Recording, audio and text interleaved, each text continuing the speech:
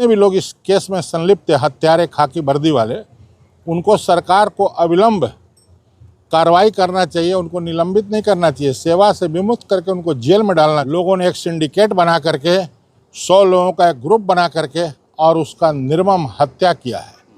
तो यहाँ के पहले डीजीपी को बर्खास्त करना चाहिए। रांची से आप पहुंचे हुए हैं जी, क्या कहिएगा इस घटना के बारे में? इस घटना एनकाउंटर या हत्या?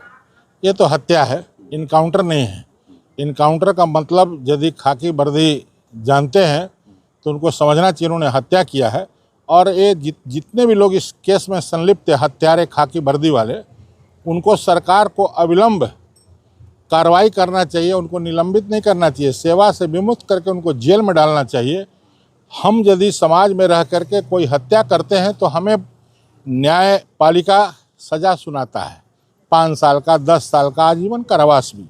इन लोगों को आजीवन कारावास मिलना चाहिए ताकि एक मैसेज हमारे भारत में जाए कि इनके कारनामे उजागर हों कि किस तरह से एक लड़का व्यवस्था से तंग आकर के, भ्रष्टाचार से तंग आके लोगों ने एक सिंडिकेट बना करके 100 लोगों का एक ग्रुप बना करके और उसका निर्मम हत्या किया है।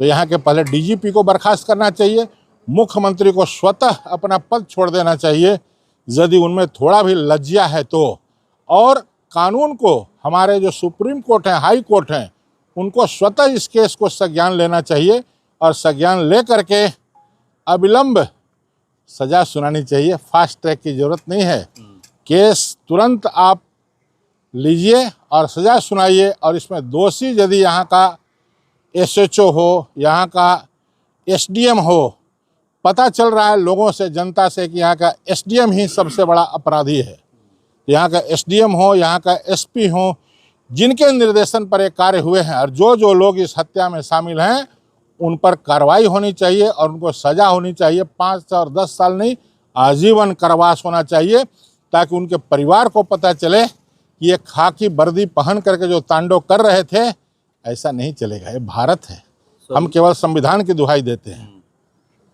स्वर्गीय भरत तिवारी के आप माता पिता से मिले, क्या वो लोग बताएं कि कैसे ये घटना घटी? देखिए, इस घटना की पूरी जानकारी हम लोगों को सोशल मीडिया से हुई थी, तभी हम लोग झारखंड से चल के यहाँ आए हैं। हमारे साथ दिलीप पांडे जी हैं, आप सुबोध श्रीवास्तव जी हैं जो ये जमशेदपुर से हैं, और ये दुबे जी हैं, ये भी पलामू से हैं, और हमारे दिलीप पांडे जी पलामू से हैं।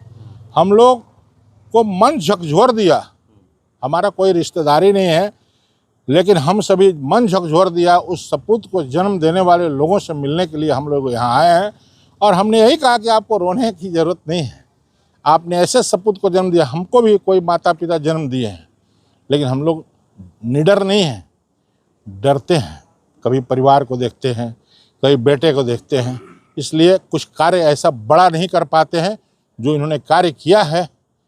ये भगवान ने इनको शक्ति प्रदान करके भेजा है कि जनहित के कार्य में लगे हुए थे, उस कार्य से भ्रष्टाचारी परेशान होकर इनको घेर करके इनकी हत्या कर दी गई। तो कह रहे हैं परिवार को साथ की जरूरत है, आप लोग साथ दीजिएगा?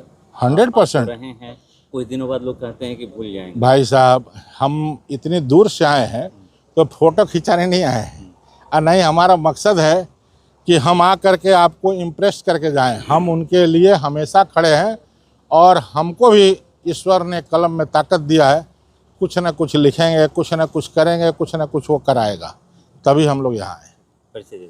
धर्मेंद्र तिवारी रांची से हैं, और अभी तो जदयू के कार्यकर्ता ही समझिए हैं।